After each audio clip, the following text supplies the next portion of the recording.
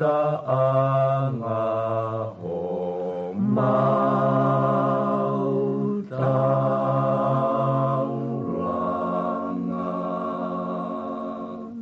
Halapai ni tu ka whakamatala, hona ni whiroa ma whaingata, no noa tawa ke whai ana, me tatalo moe o tu hei lala. Halapai ni tu ka whakamatala, hona ni whiroa ma whaingata, no noa tawa ke whai ana, me tatalo moe o tu hei lala. E wisai, whakapo, a maasi mohono fuloto, ka neongo, eneto, na maunga ki e tai pono, na e toko, e whanua, e tupau o hapai ki o lunga, ke malui, me o lunga, a tonga ni o whai o tupu-tupua. Utulai na o tumatanga, motakau no me ka whakautanga, matangi mari e ko maua whaanga, utukalonga luko e hakeanga, utulai na o tumatanga, motakau no me ka whakautanga, matangi mari e ko maua whaanga, utukalonga luko e hakeanga, he wisai, wakapo, a maasi mohono fuloto, ka neongo, eneto, na maunga ki e tai pono, na e toko, e whanua, e topau o hapai ki o lunga, ke malui, me o lunga, a tonga ni o whai o tupu-tupua, lele a moe mai ko mokotu, ko e whangelolo a halai walu, sia ko ka whoa alo i talau, lo se o whatai situ a o whatu, lele a moe mai ko mokotu, ko e whangelolo a halai walu, sia ko ka whoa alo i talau, lo se o whatai situ a o whatu, e wisai, wakapo, a maasi mohono fuloto, ka neongo, eneto, na maunga ki e tai pono, na e toko, e whanua, e topau o hapai ki o lunga, ke malui, me o lunga, a tonga ni o whai o tupu-tupua.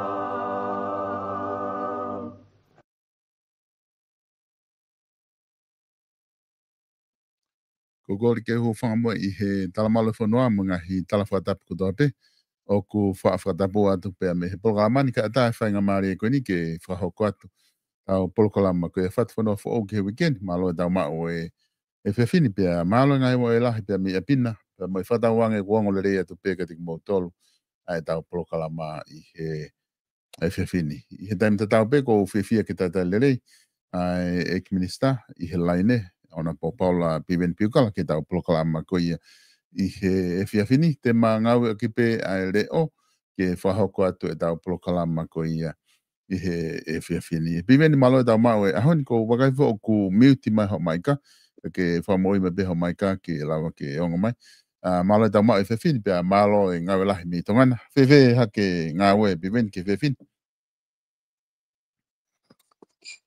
Ora pizza lai ka malo ma fa mari.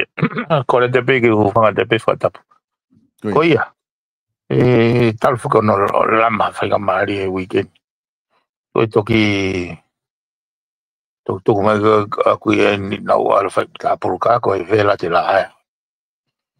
Ko e to fa to ga ko e ma ki fa sin. Ki ka fo la mi si ai na e fa fini ko. Ko lo pe que la va aquí programa e fa fini. Ta que taxi vai pe solo. Roboliu. lahi fe mo kina lahi o me hoko mo teu ade ne tau ni manoa le mo ngai campaign ngai vahenga lahi pe mo ngai ngau o public enterprise ke fa ma pop ko tau te kape mo ngai patongia Kaya taki mai pe ta programa so fefi Malo koe tu koe tai nimi koe tāpuni koe whale area, na e lawa whoki hono huf tāpuni koe whale area, tō wholofola koe ne awhio, ko tui maha unga pito ke o atu ke whaha wakai kiai, ko tui mahalo koe taha eni ngahi tō wholofola le rea pito ku lawa o mai i hono tāpuni koe whale area. Koe konga ulaki koe oe tō wholofola ku o ko loto ke o atu ke wakai kiai. Ne ospe ne famalo ia koe o tua pe famalo ia pureanga ka fofonga koe no play fale area me ka fofonga kakai ihe nga ue va ofi o lava ke a usia nga we lahi ihe baha time no ko ni pene be leva to fola ke lahi pe nga ue ke fa hoko he falen ihe baha time hoko mai pili ko ia fili fale area na ya ope ne famalo mga he pureanga muri ka koe tu ko ia ku i anga ho wakai ki ai i ku whanonga ke tau wholofola ku ko ne mention ko i ki taimi no ngā lava ke mō ngā ue wā ofi ai ngahi kupu ko ni ne mention ko ni ke lava o au sia ai ngā ue lahi whakona whātuku aki i ano whihu ia mahina walu ko ni ko hae ngā ue breanga ko ni nai whai mahina ngahi breanga ia ki mua ko ngā tau e tolu tau e whā na nau le me ngai langa whanua ko e ka ulahe no whawhihu ia whako hai mea ko hai ngā ue ko lava e pureanga ko ni hitai ni mi i ki time si ko ni i tau wholofola ko ni o mai ia e tuku fua ko ni dama e ku lava ngā ue lahi e ki waha taimi no whewhi o wakai kai e pi vene kuke ongo i whia he tau wholofola ko ni pe ku aha mea ke whewhi o wakai kai Koia so malono hono o mai koia. Hono moni kono moni o whakawhiwhia ai tō wholofola. Ka koe mea bēna o amana ki au ki ai ko te tō whiwhia beka pako te hovare. Te kono moni ko endorsement ni na whio ki whakatongi ai pureanga. Koe mea koe ke pehe koe hai ngau e kulawa heki mai nai walu hai la koe. Koe mea fua hala ia. Koe mea fua hala ia. E ki au o kou whatara noa fukusolo e mea koe ni. Koe fu whakamaa popo o lahi whaua. Pea kapau te uhanga whakatonu rea without hesitation. Koe ngau e nai whai he pureanga koe mko hiri. Tau e tolu koe nipa mautu umai. Koe whaka auha peke whanua. Na tau hanga tau tolu ke fu wanu mo fu luo. Without a doubt. Ko awe ni o ko ngau e lahi e tawhaki koe ni national security pa mo u public enterprise. O kai ko hangi o kai ko haki ngau e sisi ka o kai ko ha mau ku sisi ai ko pe au ya tuang pe tau teka he ko umea ko ni unfold ka to mai pe pa te pa ngali mea pe he ka na ku lave pe ai fu network pe anu la hanga fe uia ita o now incompetent pe now corrupt solo te ita competent o incompetent pe now corrupt faka mama yanga xio ke yanga mau ku fenga ko ni ke get involved he o hono manage o fu foi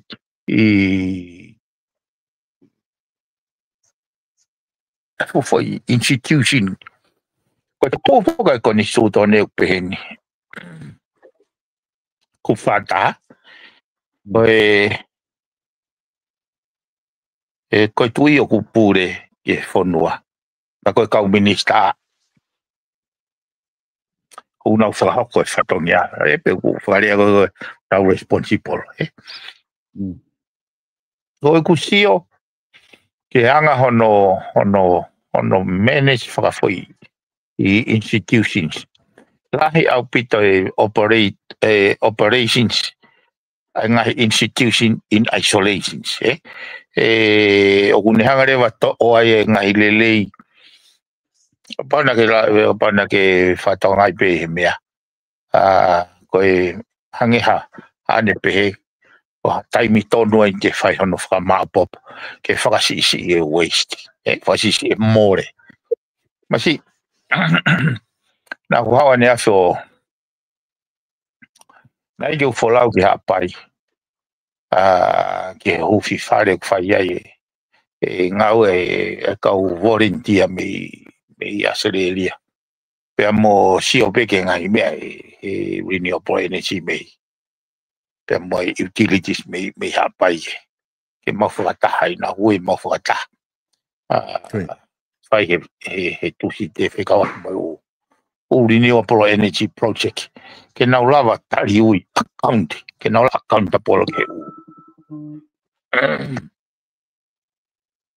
pe Mautari ai ke aina puaki I vave pe kabineti foi ho peta pe au puaki ke alki malane Mautari o si ho waiwa pe to kanseli mai mawaka pe ko ku si ai ke fainga ta go hoko ai ko kwa woni si tonu ke anga hono whakalele ko ne u va ko ne lulutai va e vicini va e apoti ai o pe na ku foki mai pe ko ya ui ma fata mai vecini ui fata mai lolutai he mahino ka o kai te ya hata ia take ownership ya having a responsibility ko au ni ko minista ko le ka kai holo ke make sure o fai ngau ka ko na feu ya o pito commitment e o le volo ko kilalo he ke ka ko tu ko ma fa ni ke fa no ano fa ma po pe ko ya o ke to fora os mahino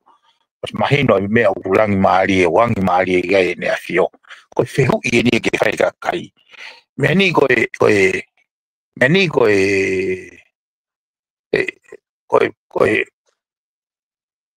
tau whakamu ke tau nofo fe ko mo va como ne afio. Ko tau whakamu ke tau fe ko mo ne afio. Que pure le ai tu hau fonua mono fale le fonua ai go tio go ke hanga ko fa foto nga puanga na to ko si ko fa ngata ako no moni ko ke me ke ti sin he kakai yo ko fa to nga isol ako no me pa o ya pe na wata mai ya ko loto mai ke fast track me go ni o ke le fa to nga go pare mi malo lo me ka minista o na o campaign whakatahahor. O ke pere solo ko hai na whakaukau. Ko hai whakaukau. Taha ki fast forward I mea ko ni ke tasi o lere. Sai.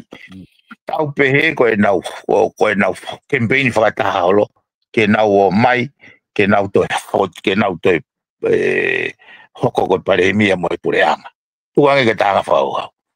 Hanga hei. Tau pehe pe o ko whakasesere pe kau no pere o whiri mai kau tamako ia ke whakotu o atu me kau tamako ke pare mia pe o atu ke ne afio o ke pehe angi maari ne afio ke pe ko haere vai whakauka ne afio ki he ne whukau no pere moi whukau whawonga whare area pe moi kakai ai ko kuhinga pe o ngoi au pito sio ko koe apana na opena tolo o campaign whakafui tui hange ni hafu padi e fio go na ulu whakataha olo ko pehe pe wanga fe na whaukau ka koe mea whoke na uhinga I go ku make a statement koe o mo pehe ko haka hauen e malua I tau whanau e tau mai o talat ke tui o koe jahane mawhai na koe kakai go kai ke fie maari ke mau fie maari pe mo tau kai koe haa ia ka haka tau to koe kala tau ia ko aya ko kusio Koe foi tōwholofola koe ni nei hono tāpuni. Ai ne hangi maari hanga maari ki he pureanga o e hao. Ka koe hangi pe koe nanda ki whakarea mai aki. Neongo ki tai no ka kulawa ngā welahi. Koe hanga e ne mea fuai. Ka uku hanga mai mo ngā welahi ke whai he hire hei whiki. Koe whekau mai a ke kakai. Kaike. O ngo ia upito pako. O whahamo mai au ia. Whahamo mai au ia na o. Ki wifroa mai ange au ki siwat me ta whaki ka tukange ke naurere. E ko si au ia. O koe ke tokanga kia e kau whawhawhonga he whai dimensions. Te tau te alu. Ka pau te tau alu he whainga kau koe. Te tau te alu tofe paki mo ne awhia. E koe hae mea una o amanaki ke hoko i tua. He tua koe koe whai whepaki koe ia. E mo upe he kusia koe koe ke na uru. Kau kou e ke ni. O whatonga e horope au. Na upe he horope na utolu ia. Isi. E se. E maari e mea koe ni te tate maari e mea koe ni.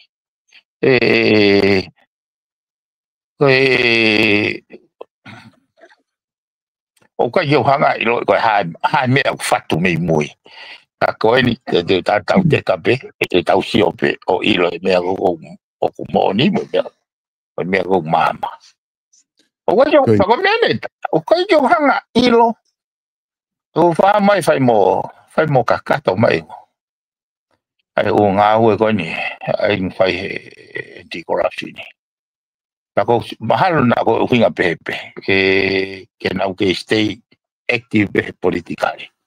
Koe osko no fa ma popo mai atita ai fagamore na fai ke waka ko no fa tau tu nyota.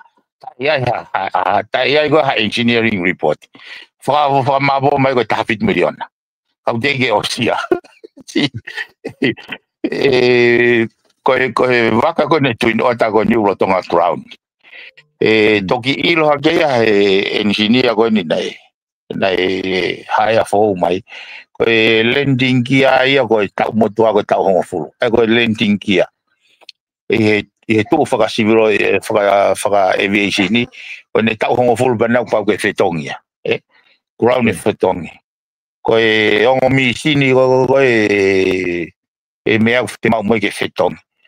Pinga na finga lewa ai CEO po mo na kau engineer ke na finga wa ke mo kau engineer ko ne paso ke na lava hu ke foi por kalama ai ko maintenance lava pe maintenance o misini for another 4,000 hours ka lava ke ya manava ai tauta for another 4,000 hours ka toki ke unga ke ki is of fe mau panga ke fai lewa mo fetonge o misini. Ai o misini o waka na tok whakatau fo o.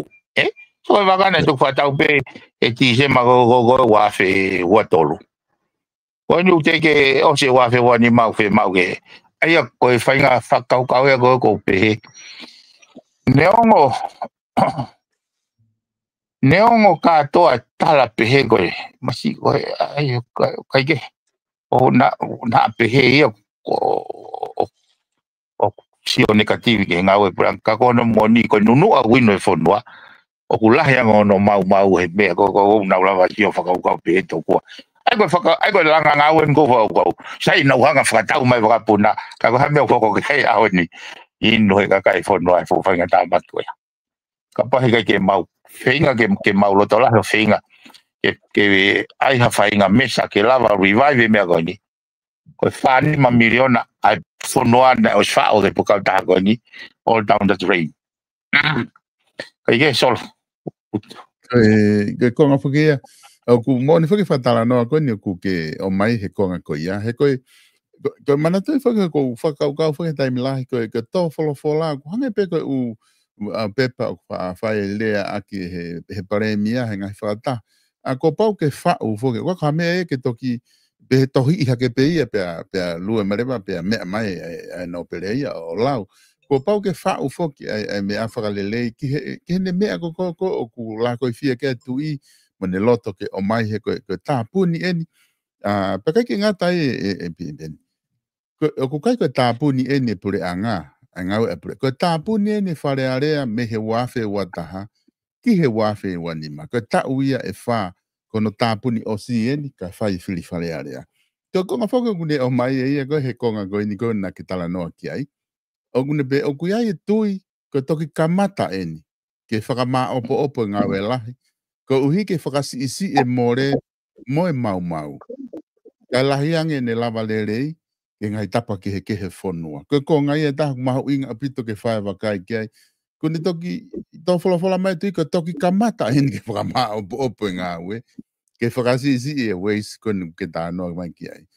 Pene pehere wak mahu inga, ke whare area me pure anga, ke ngā ue whakatatau ke konistuto ne me lao. Ko ngai ne pure lerei, na tau ka vei koia he pure anga koe ni kumo iai.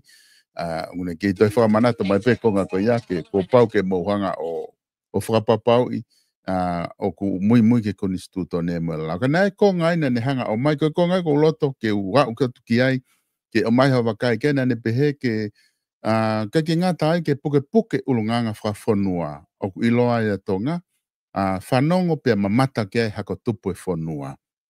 Ko iku whakaamu ke hāsino mai ko kakai o ku loto moako, pia ko nau ulunganga mo uia e whakaapa, loto tō, whewei ko i aki, moi mamahi i mea. Ko ngai ia ku kamata e tālanga he tainimi he social media, ko ngā ku waini ku nau talamai i he social media, ko o hinga mai tu i whiri mai hakakai, o whaapa mo iai ngahi mo ui koe ni lotu mo ako ko inga he koe mea koe nai whai he pure anko o si na nau tae whaapa ki hene a whio mo ngahi uhinga behe o tamai he ni ihi he ta whaake taha kai koe uhinga mai ni ka koe minister ko inga he ngahi whahi o ke mo fuhi whare area koe ki whaapa koe pewe ho si o mai ki ai e biveni. Solo ko umea ko na ka me de te hawa ta o spela mai ai umea ko ia ko mea ko ia ko ta ko fo tu ate ao ko ku ke pehe te tau lau ko ha ka pau te tau o atu pe o whaka ho ekipe he fu whare ko fu kau o me mipa ko fu kau kaka ko fu kau korapu o ke lau e koea e ka pau te tau pehe existence u kau korapu koea pa tau ala to o mautau ala mo malo lau maari ko hai me iku ke whanua ai ko kuhinga e ka pau ko ia ka pau ko whakau kau ia ai ko mahino lewa o ke halaki whakau kau ia ai te tau hala rewa o mai rewa te tau tanoa rewa hono mō te nais o whakau kau o ngahi whai kawi koula koea hono mō te nais iro peheni mō te nais e tau whakapapa o whai akia mei loto o kai whakamamata mō te nais e tau mata ki mea o tau inu hono kona ka kai ke te whinga ha te ongo ai ku pehe ai ku kuanga e whakau kau i tapau time ke tau mō te nais ai tau whai kawi kola he kou fuatua te solo ka pau te tau hua ka whare una nam ka kai ke uri eki koe o puke o iu o ai mea uwe araki a koe ai ku poini u peheni ka pau na e toka mahali e whare area pau na e whakahoko whare rei pau toki hua tu hua tau ia o ai noa ia pau tatoru leo ke nau hanga mai ka hau tonu e nau hanga ke kau tamba koe hange koe ni te whatata koe kurea koe na pehake ke pare mbia koe paanga peho kui o ke whaiteria ke he mahino mai ka te au na anau to'o e silini o whaia ke whakatau waka tai ai hano engineering report pe au whainga tai ai whanua au mai ke ahoni ko whe mea o tai o kuke lau koe tai whakapapa ko ne ala ke silini tai o mai ki whare area o iko o whainga tā ia e whanua hei aoni. Pe koe kuirea ko o whakatoni atu, koe pānga pēne kui. Koe hai mau he atu. Koe pānga pēne kui e ala whaiteri haki ai. Ai tā ia e ata. Ai ko kuinga pehe. Sai. Taha o ke konga koe ne pehe. Kau no pere kuri. He lolotonga tau pehe. Soko mene whai kau no pere. Whahoko mai ne awhione tai whi maari e. Ene hou he puranga e hau. Tawhoka kau no pere o hiki ni mai pare mia lolotonga. He pare mia ko hou ai ne awhio. Koe kusio koe a kuko ho nau whatongia ke nau hanga au. Ke ue asi mai ki tua e hou e ne awhio. Whakahoko e nau tole whatongia. Ai hou e ne awhio ke hanga te kakai o lau ka nau tolu. Kai tuange ne awhio. Ai tau pēka pau nei whai he kau no pere ono tuhi whai pare mia. Koe e hanga hake pare e kakai o whakaukau. E kau pare e kau no pere ka kene. Koe ngangau me kai hai unga nau tuhi whai pare mia. Kau nau malu ina tora e ne awhio. Ko where vai mea ko gogu. Where vai. Aia koe mea koe i money laundry mai traf. Whakahoko mai ne awhio, o ko whakaam ke whakangata, hono hu mai mono. Aia koe konga ni ulao ke whakangata aki. Pe kau nau perebe, me kau tampe koe ne purem. Unau hanga mai whawhipaki. Kako nau kako sea whakia kum kakato. Aia koe kulau e solo ko hai o tai whakapapa. Ka pote taka hanga o sio ke context koe ne awhio. Ko hai nai tai whakapapa ke ne awhio. Ko hai nai mata ki mea. Ke tuange ne mo. He kono moni koe kaha mea iau whaingo fua sol. Kaka paure wana i tau pehe, tau hanga to o mai foi fekta, foi dimension o tonga ta fitu ki tua. Koe pehe koe nei feia o kui feia tau whare alea. Ngari. Koe konga whamui mui whoke e tau wholofola. O ku o mai he konga whamui mui ke tau wholofola, ngai whainga maari e ngā au e muri.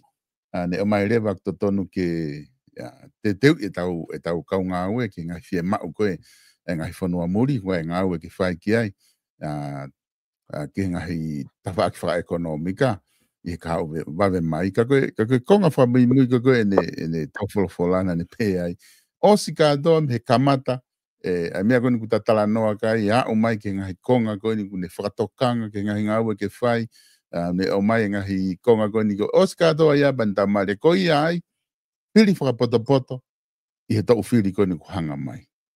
Pata ko mai rewa e ne tala monu ki he whare area mai whiri koe ni wamana ke whai. Ai une te whamanatu mai pe, ai whi whakakau tatau pe i whaka o singa. Koe di mahalpa koe ni tau wholowholai ne whiha. O kune o mai pe whakau au ki kakai. Whiri whakapoto, ke koe kakai koe o kunau ihesea, kunau tataki koe whanua. Koe kakai na mo whiri mai. Ka koe konga i koe whakaosinga i koe ai tō wholofola koe ni e piven me te whamanatu mai. Tō peni ai tō wholofola ia ke hanga he tui kapa nā ka whainga mea ke ka kai whuke malawa ia ke pehe he koe tū ia kai kotoa pe whanua. Ka kostotan ke lava pe a tā kotoa ki ne hanga o laua te tō wholofola mai mea koe kumokoi ki ai ene a whio piven ia. Io ke awe solo o mahino ia ka o feine au ia foi enkologo ia. Ano inga solo, ono inga he koe hanga koe eksio, koe wakai mai ene asio, kono whatongia ia ona, kono whiri pare mea, whiri mai ka minista. Tau amanaki mai he osi e tau foi reform goe ni e whakapoto e mawhai goe a kuange ki he kakai. Kakapau te ke whiri ko ia ko inga ko mei mā, ko mei moa, ko mei ke au o hange lewa ngoni lewa lau ia ko filosofia ko kau whapofonga ia o hunau oni ti seve praise ai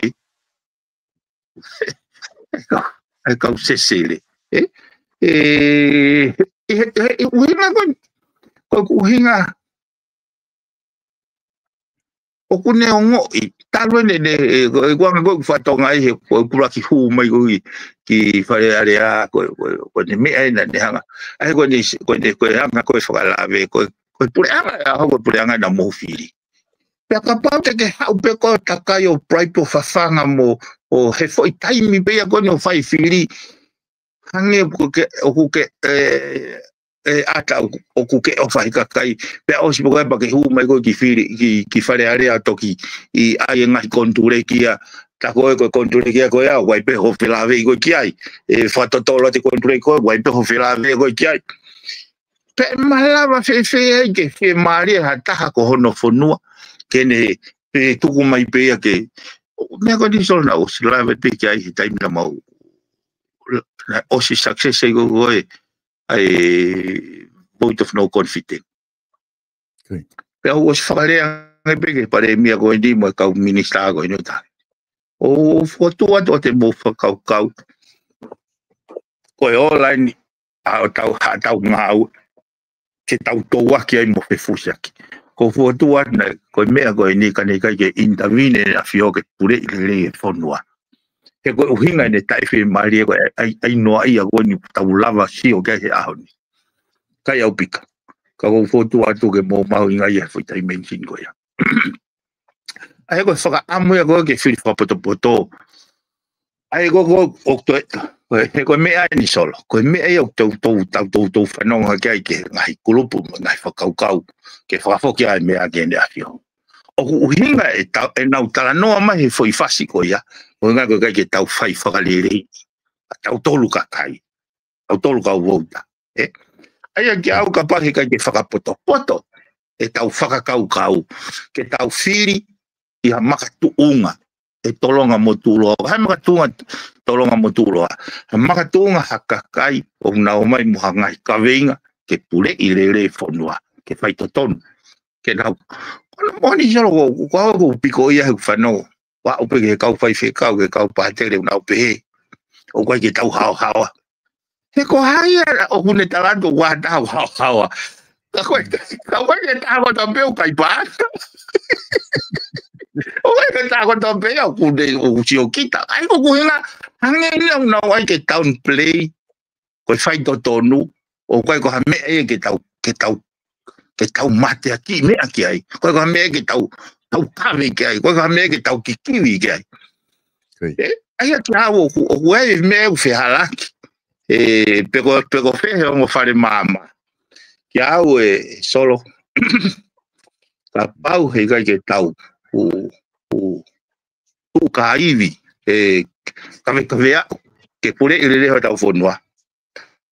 Whaka o whai ka koe. Ako tupu me ka hau. Ka te waha te whakakau ni ke tau hio. E ukai ko tau tolu pe pure anga. Hio ki Singapore. Kai ko hakau sa ngata o Singapore. Ne whare le Singapore. O kai ko kau hao. Kana nau o mai anti-corrupt. Mo stable government. Ko ongo kawenga tūloto ia. Ke nau turi fua kia. Sio ki sia ina. Kai ka whanua maanionia sia ina. O kai ka. Kana o mai sia ina e foi mea. E foi kawenga. O tūloto he nau koni suto ne. Ke o hake fofonga kakai. People-centered approach. O hake fofonga kakai ena. Ko whinga nau lawai na to. Aku kai ko ponua maonioni mo ponua au ai fi haraki ko mego ko ngo e au he fanongo hake e ko fe kau ko na utala o sai be ko ya ta ai maonioni ai ki au ko hinga le ba pe sai be ya tau ka be tau tolu kai pa nga pe tau tolu mo he ku kai ya ta ai maonioni hau pe ko o fonu pake alu koe ai koe whainga lau maari e ko pehe kai peke te whakalaka whanuani ai ki au e solo ka pau hei kai ke whakapotopoto whire kakai ake ngai makatuunga ke ua te nau o te nau whiri he mea materi whakafotunga whakamamata. Ta usi ilo lere pe, naka kia hapea ua kapulu ia whepe koe te koe ke whai viri ai pui ua kapulu. Kai ke hawhanga ia whepe koe te tau ai pui. Ka ki au, e malawa whe ke tau whai moni ke tau whanau.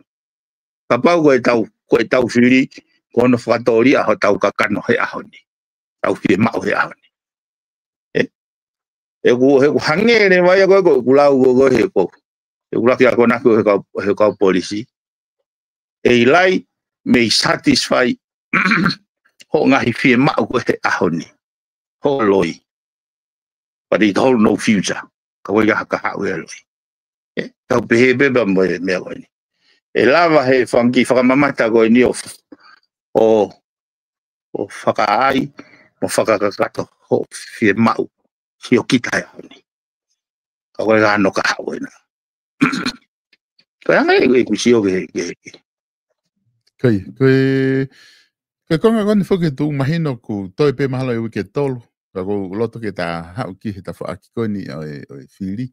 Ke ta whaaskia mahino tō wholofola, mahino ai tū kunga kuki ai. Kia ko pau pe ke rifea ki ai ngahi tala noa lahi hoko atu. Ka koe konga koe ni ki he whiri. Ko kanta ko mana te ki o eke atika te koe, pa ko ti maha koe neonga koe whihu i ke eke ia ke pare mia he koe ia kune tataki ai pure angalotonga. Ka koe ngā koe ne osi koe whiri mai whoki ai atupou toa o minista, koe kau whoki whiri mei tua, pa koe ke kau ia he whiri no pere. Pa koe ne mahino koe ne osi pure anga koe ni, ka pahe kai ke te hoko atu ai pure angalotonga i he whiri hoko, o koe ke ilo i pe hau e pare mia ko ia o ne te whiri mai ki hau.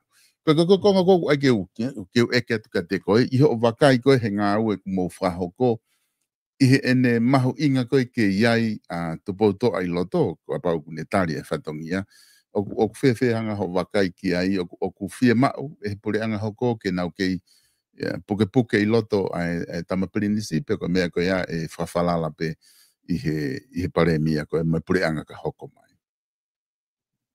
Kono mo ni e solo koe u isiu ia koe ia e tuang peke toki atfol mai e kahau. Ka koe ni kou tarat ka koe. I mua koe ke mau u form up ai ke mau whire pare mia. Kau ia he ngai mea nau oange ke pare mia. Oange ki he whakataha. Tau whiri ha pare mia. Pe oku mao ha te mea mea pe makai ke maa te mea kai koe poini e tau whiri e tau whakaukau ko hai to tontaha ke ne wharere. O e whakatau hosi e mea koe.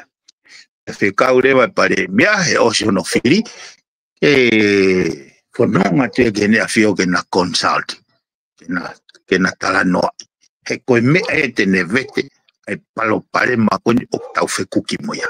He koe osanga at the end of the day kua pau ke ao whangatu koe na whio he lao o mau te wai. Pea mau inga e whoi whiongo ngoia koe. Ai kia au eo. Koe whoi, kakisio ke mea koe ni. Sio ke whakapatopota e whakaukau koe. Ki he whoi consultation koe ia. O kula vai o whai e tala noa. Ma wahe rewa kau no pere ki he. Tu wat me kau tamau na e nau hopo ki he. Kai whiripe me whiri a kakai. Ai ki au koe whoi taimengini a koe eu sia o koe fu whektoa. He koe hatama wata mai le rei. Tene whakaukau i peke whakakau mai pirinis kalauni. Hono inga koe whanonga e whanuani ki he kahau. Koe tu i ene hoko. Koe anga e whakaukau.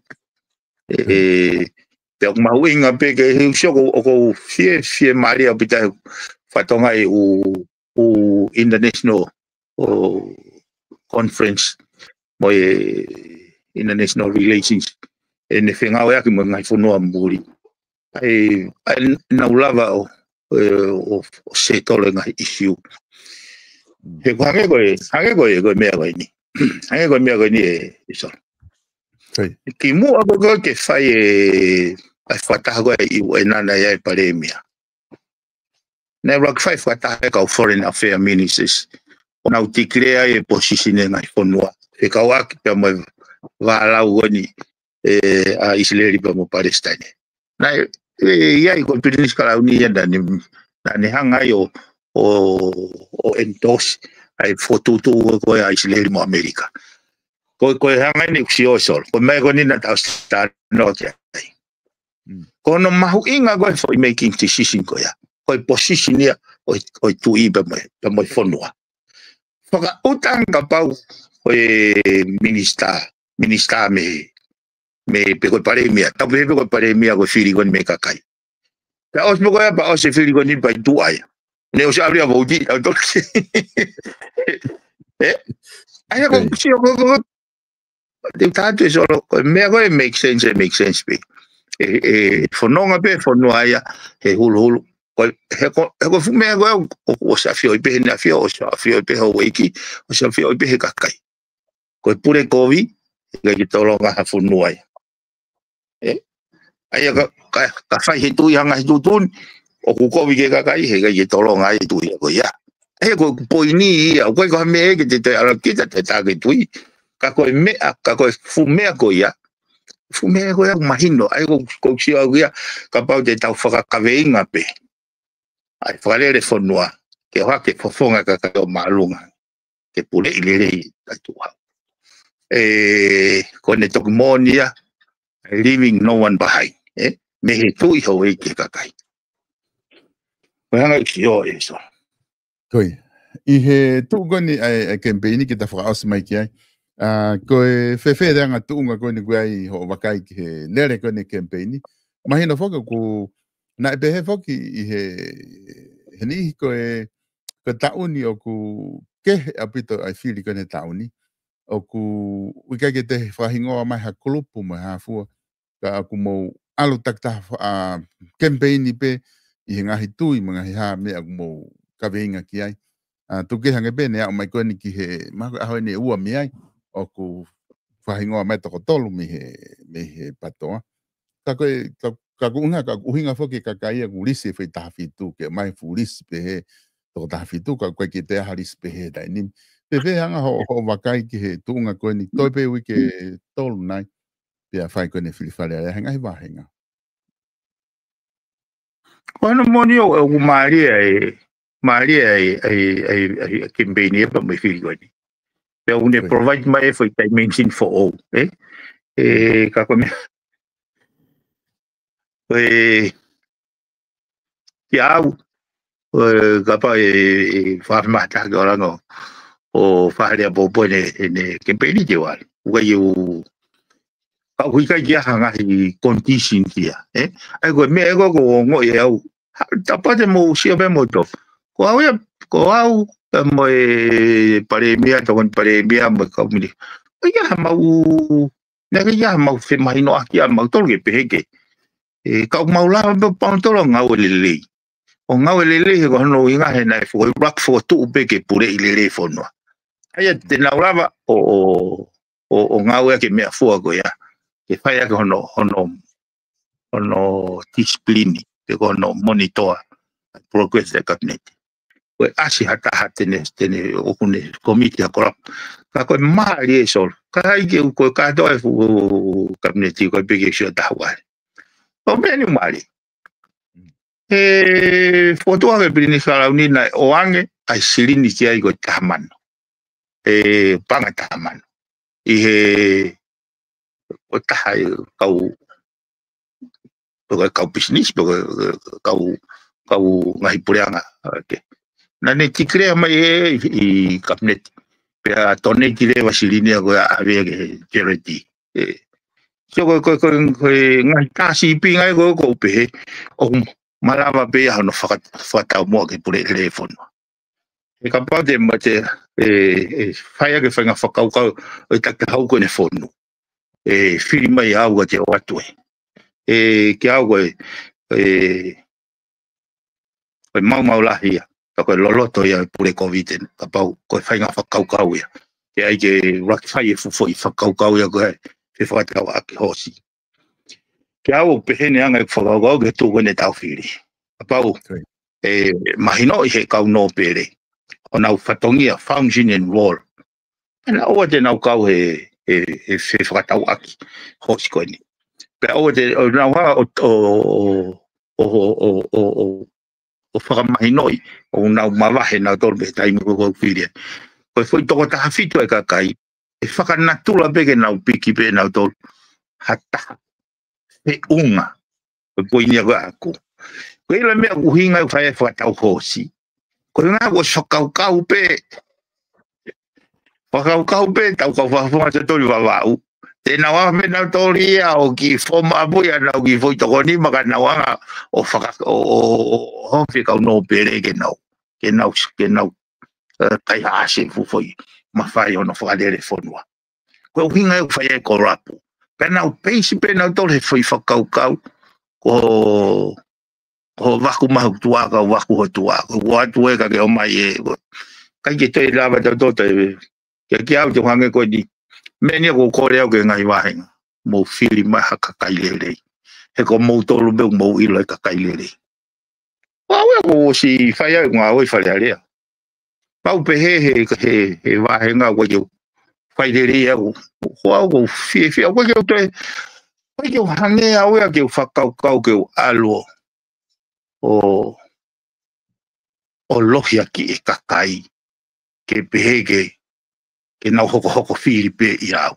Kau ko very transparent au pita whakahoko o rea ke huma wahenga.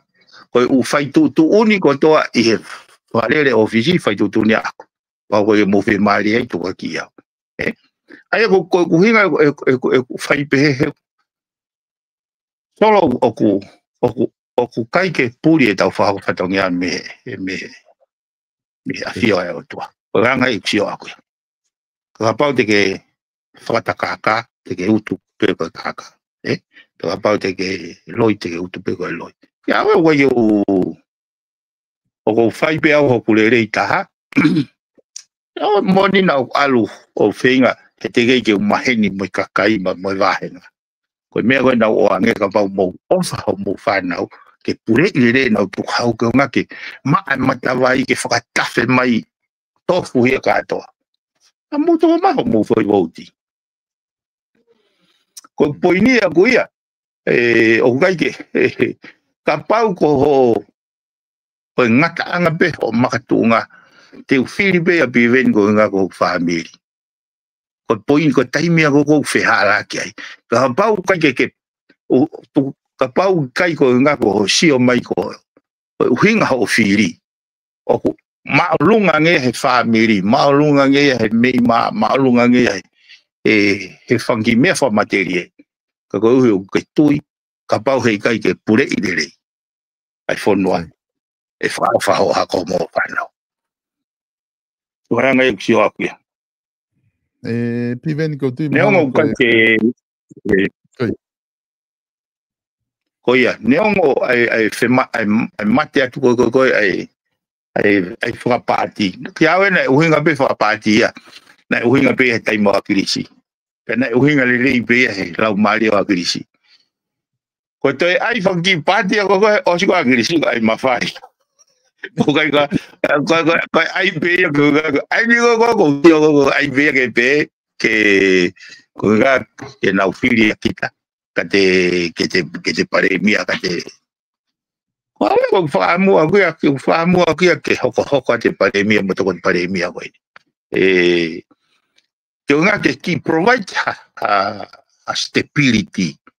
Ko ngai whaamu. Ko alo tokoni ke u kataha ku kai ja condition ai even te ke whaku ta nope. Ka ngai whakau kataha ku po mai kau ke huki whare. Hei kai ke whainga condition ai ke pehe ke te mautoki vouti ka hata mai hatunga minister. Pau e te kau au hono pou ke wakili minister. Pau kwa tia ke aru e ne awhio na te mahino aki patoki. Ka koe mea koe kai ke he whoka kono moni whoki. Ka pau te hauroto tawataina ke pure i le whonua. O kai ke te whi mau ki taha mawhai ki ai. Koe anga e whakaukau. Koe te whi mau mawhai pe, ka pau te whi mau hakowi ke whai. ni te mawhai. Ka pau ko whakau pe whakau le leipe. E pule i le lei. I do ni te mawhai. Ko te mahina o pito ai whakatala noa koe ni ku ke lava o mai. Mahina mo e tō wholofola koe ni ku tali rei e proklama he aho ni. Ka koe ngā ku o koe ai whatongia ku ke teu ke lava atu ki ai. Ko ngā ko ta taimi o ko tuite o te whainga maari koe ni ka waha mea koe loto ke whaama opo ki ai. Ka te toki hoko atu pehe wike ka hau ko tui ku o si mahina. Ka lava ke maa o whainga maari ki ho whakataha hoko. Koe solo o saibe ke tato ki koe wika hau o kulere i koe tau teo ni manoa. Hono kātoa ngai koe tau teo ni manoa. O kulahe u mea ko si whama apopo mai o au ki he ngai hopo koe ni he trucks.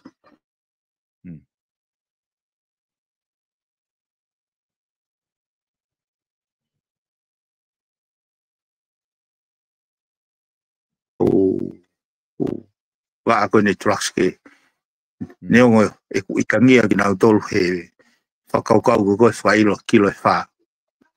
E lo tonga koe kilo e tānima.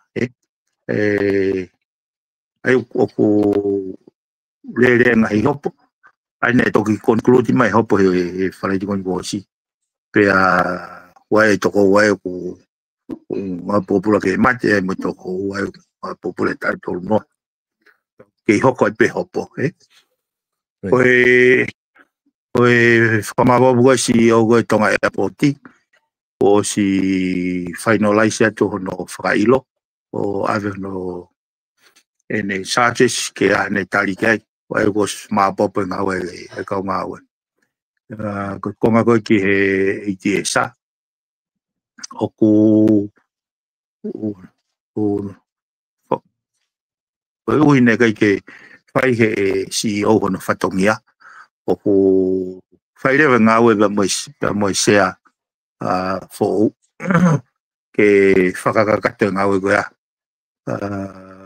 mahalo kono time frame koe whi mahina e ono ka kono moni solo pe te mau foki mai pe kai ke mau foki mai pe whai tūtuni e kakai a pau rote kakai ke whakamā opo ke whakasi e whakamore ai waste pe mai lost o e nau pa au tuhau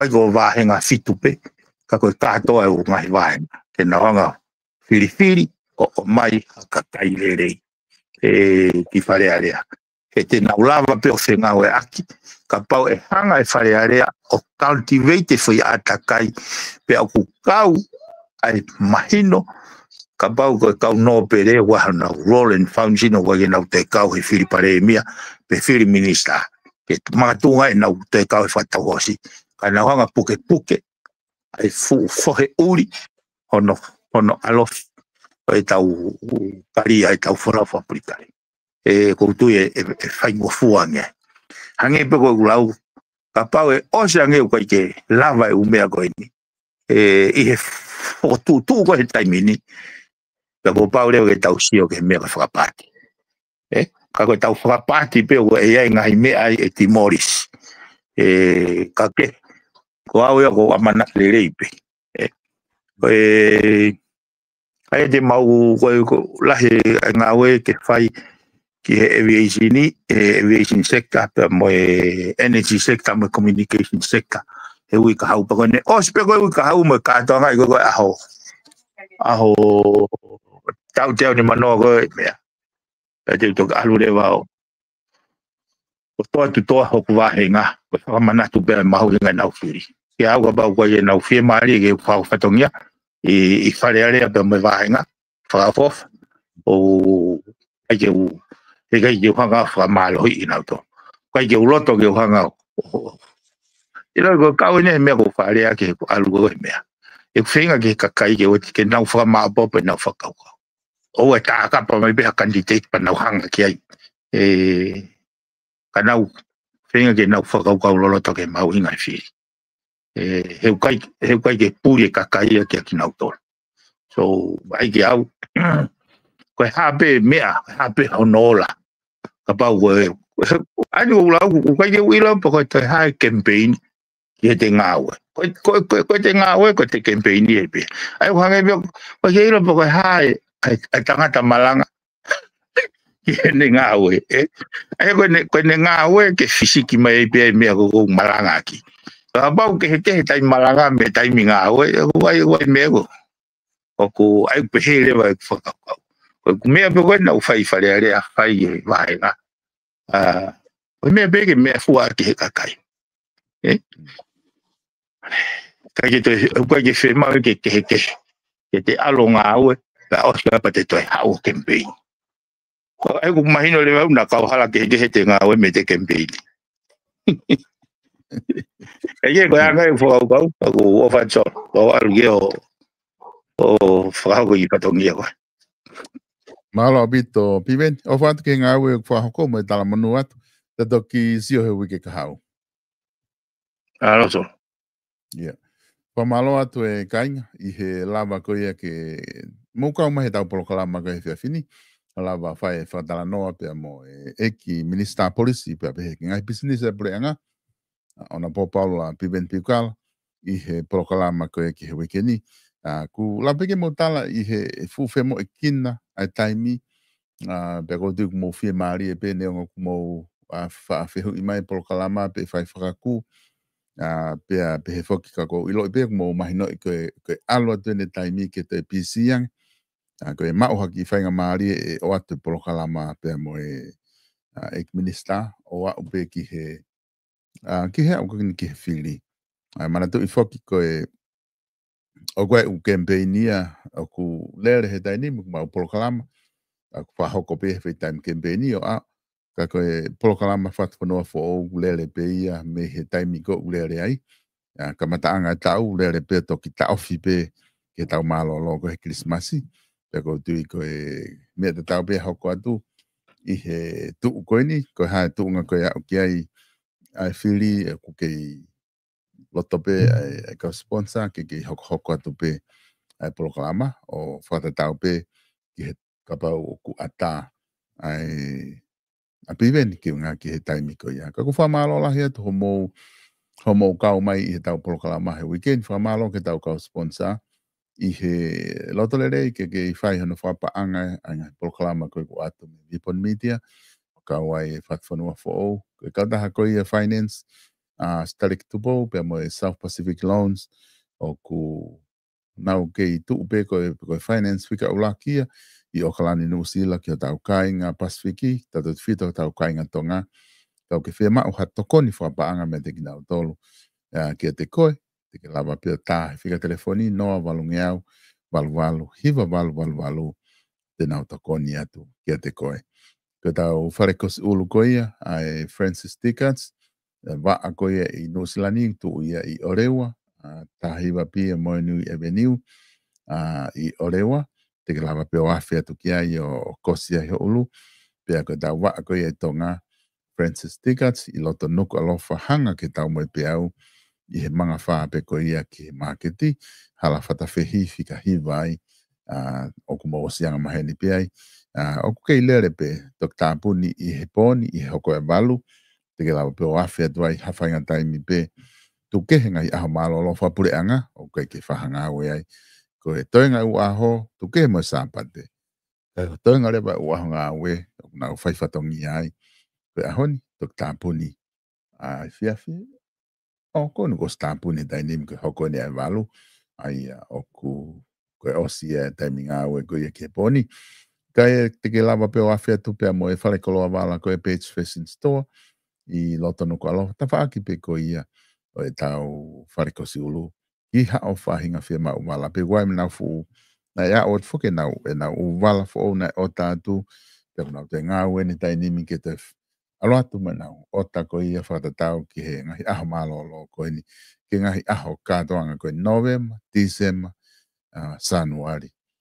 Alo atu kātoa ia, ke lava ke tori mo whiri ai, i tongana. Koe kautahamaka koe a tesi, i loto Brisbane, whamanatu atu ke te mo tolu, ka ki whia mao, ngahi ofa anga ke kofu pehe i na ngahi maka te lawa pe fetu takia des pe koe falani, pe koe live stream, pe koe maka, lava katoa desi o whahoko tanga whatongia ka e whika telefoniko na o ko asi atu i he screen. Koe wike ka hau e hoko atua e ngahi polokalama ko ia mo e ngahi kau kantiteti ko ia kuleare i wike e whawhi pongi moni te ko e polokalama ia pia mo e kantiteti whika ula ke wawak dahano e toa te lavlavu e whawhi moni te ko e polokalama ia mo e kantiteti mei tonga tapu hiva i polito lasalo e whiawhitu si te ko e proklama ia ma kantiteti mei tonga tapu honga fulu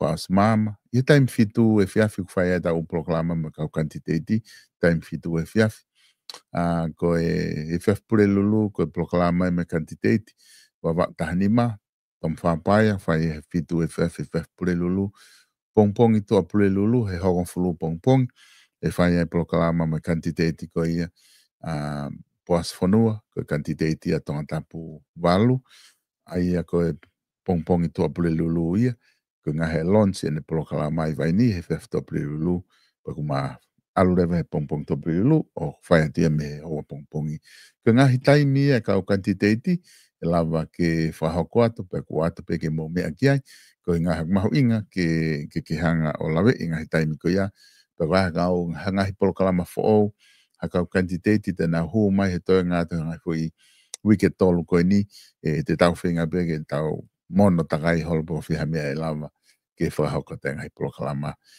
tuke he tau ngai proklama anga maheni pia mo e whawhango sai o ne ko e te whunga whanua lo au mo palofesa to ke tasa se o lafitani mangai proklama ko e what whanua te nau kau koto atu pe e whinga ke lere atu, ka rewa ke au ke whiliwhare area, toki lawa ke ki manifi mai ngai proklama mo ki si hifo ke lewa lo kou tau wha whanonga ai.